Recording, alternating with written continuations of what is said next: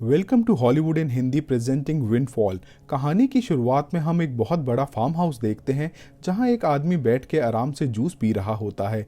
दरअसल ये आदमी वहां चोरी करने आया होता है। फिर वो अपनी चोरी का सबूत मिटाने के लिए अपने जूस के गिलास को फेंक देता है और एक कपड़े से दरवाजों पर लगे उंगलियों के निशान को मिटाने लगता है। वो चोर उस घर में चुराने के लिए कीमती सामान ढूंढने की कोशिश करता है, मगर उसे कुछ मिल नहीं रहा होता। लेकिन तभी उसे कुछ पैसे, सोने की अंगूठियां और एक बंदूक मिलती है। दूसरी तरफ एक पति पत्नी गाड़ी से अपने फार्म हाउस आ रहे होते हैं, मगर चोर गाड़ी की आवाज़ सुन लेता है और खिड़की से झांक कर उन्हें आता हुआ देखता है, जिसके बाद वो घबरा के छुप जाता है। फिर पति पत्नी अपने घर में घुसते हैं और पत्नी फ्रिज में खुली हुई जूस की बोतल देखती है, पर उसे उस वक्त शक नहीं होता।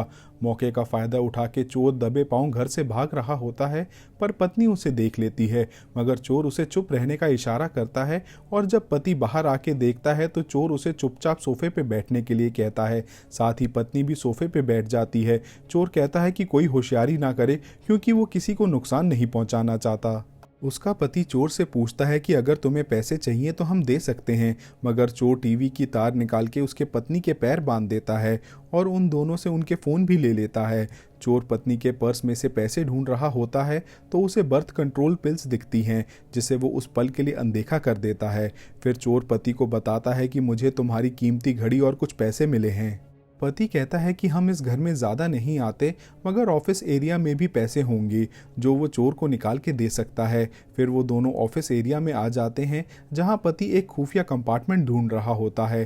तभी चोर उससे पूछता है कि क्या इस घर में कोई बंदूक है, जिसके जवाब में पति मना कर देता है।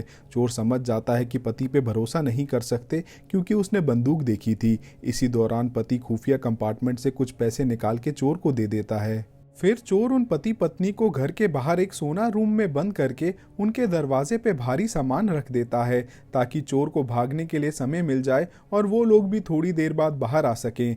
फिर चोर घर में पड़ी बंदूक उठा के वहां से चला जाता है और उस बंदूक को पानी में फेंक के उन दोनों के फोन्स को भी तोड़ देता है और फार्म हाउस से भाग जाता है। मगर जैसे ही वो चोर फार्म हाउस से निकल के अपनी गाड़ी में बैठता है, उसकी नज़र पेड़ पे लगे एक सीसीटीवी कैमरा पे पड़ती है और वो चोर फार्म हाउस में वापस जाकर बंदूक पानी में से निकाल लेता है। फिर देखता है कि वो दोनों सोना कैबिन से निकल चुके हैं। चोर उस पति पत्नी को फार्म हाउस के बगीचे में जाता हुआ देखता है और उनका पीछा करता है और किसी तरह से पति को पकड़ लेता है, जिसके बाद पत्नी भी पेड़ों के पीछे से निकल के बाहर आ जाती है। फिर हम देखते हैं कि वो सब लोग लॉन एरिया में बैठे होते हैं, जहां चोर जानना चाहता है कि उनके फार्म हाउस के बाहर लगा सीसीटीवी कैमरा किसका है, मगर वो दोनों उसके बारे में कुछ नहीं जानते। और पति पूछता है कि तुम हमसे क्या चाहते हो, तो चोर बोलता है कि उसका चेहरा कैमरे में रिकॉर्ड हो चुका है और अब उसे नई जिंदगी शुरू करनी होगी, जिसके लिए उसे और पैसे चाहिए। पत्नी चोर से कहती है कि तुम्हें कितने पैसे चाहिए। चोर $1.5 लाख मांगता है तो उसका पति हंसने लगता है और कहता है कि इतने काफ़ी नहीं है नई जिंदगी शुरू करने के लिए। चोर थोड़ा हैरान होता है। तभी पत्नी कहती है कि इसे डबल दे दो, मगर पति कहता है कि ये भी कम पड़ेंगे। फिर आखिर में चोर $30 लाख मांगता है, लेकिन पति समझाता है कि वो इतने पैसे बैंक से फ़ोन करके नहीं मांग सकता, क्योंकि सबको शक हो जाएगा। फिर सौदा $5 लाख में तय होता है। पति अपने लैपटॉप से वीडियो कॉल करके अपनी सेक्रेटरी को बोलता है कि वो बहुत मुसीबत में है और डेबी वापस आ चुकी है, इसलिए उसे $5 लाख फार्म हाउस पर चाहिए। जिसके जवाब में सेक्रेटरी कहती है कि ये कल तक ही मुमकिन हो पाएगा और पति कहता है कि ये काम जल्द से जल्द हो जाना चाहिए, जिसके बाद वो लैपटॉप बंद कर देता है। फिर हम उन तीनों को गार्डन एरिया में बैठा हुआ देखते हैं, जहां वो आपस में बात कर रहे होते हैं कि किसको क्या पसंद है। जिसके दौरान पत्नी बताती है कि वो उसके पति की फाउंडेशन की हेड है और अपने काम को बहुत अच्छे से करती है। तभी पति कहता है कि हमारा बच्चा होने के बाद तुम एक एडवाइजरी बन जाओगी, जिसे सुन के चोर थोड़ा हैरान होता है, क्योंकि उसने पत्नी के पर्स में बर्थ कंट्रोल पिल्स देखी थी। फार्म हाउस में घूमते हुए पति चोर से पूछता है कि क्या उसकी कंपनी ने उसके साथ कुछ बुरा किया था, जिसके जवाब में चोर कुछ नहीं कहता। फिर वो तीनों रात को लॉन एरिया में आराम से बैठ के टीवी देख रहे होते हैं, जिसके बाद चोर उन्हें सुलाने के लिए गार्डन के पास बने कॉटेजेस में ले जाता है। फिर चोर कॉटेजेस की तलाशी लेता है ताकि वहाँ कोई हमला करने लायक चीज़ ना हो। वहाँ पति अपनी पत्नी से कहता है कि तुम्हें इसके करीब जाना होगा ताकि हमें इसके बारे में कुछ पता लग सके, चाहे इसके लिए तुम्हें कोई भी हद क्यों ना पार करनी पड़े। चोर उन दोनों को अलग अलग कमरों में सोने के लिए भेज देता है, मगर कुछ देर बाद पत्नी चोर के पास जाके बैठ जाती है और उससे बात करने की कोशिश करती है। साथ ही अपने बिजनेस और शादी के बारे में बताती है, लेकिन चोर फिर भी उसे अपने बारे में कुछ नहीं बताता। फिर पत्नी कहती है कि उसने अपने पति को पैसे मांगने के दौरान किसी डेबी का जिक्र करते हुए सुना था और बोलती है कि उसे अपनी शादी से पहले की ज़िंदगी ज़्यादा बेहतर लगती थी और ये सब उसे अच्छा नहीं लगता। ये कह के वो सोने के लिए वापस अपने कमरे में चली जाती है, मगर ये सब बातें उसका पति भी सुन रहा होता है। अगली सुबह हम उन तीनों को ब्रेकफास्ट करता हुआ देखते हैं, जहां पति चोर से पूछता है कि वो कौन सी कंपनी में काम करता था और क्या उसकी नौकरी छूटने का कारण उसका बनाया हुआ एल्गोरिथम ही था। साथ ही पूछता है कि क्या तुम मुझे अपना कर्जदार मानते हो और इसीलिए यहाँ चोरी करने आए हो। चोर जवाब में कहता है कि तुम मेरे जैसे बहुत लोगों के कर्जदार हो। पति चोर से कहता है कि तुम्हें नहीं पता इस दुनिया के तौर तरीके और ये दुनिया मुफ्तखोर लोगों से भरी हुई है। तभी पत्नी पूछती है कि क्या ये सब तुम मेरे लिए बोल रहे हो। तब पति समझाता हुआ मना कर देता है। इतने में चोर को एक गाड़ी की आवाज़ सुनाई देती है और खिड़की से देखने पे उसे पता चलता है कि घर का माली वहाँ आया है। फिर चोर पति पत्नी को ऑफिस एरिया में जाने के लिए कहता है।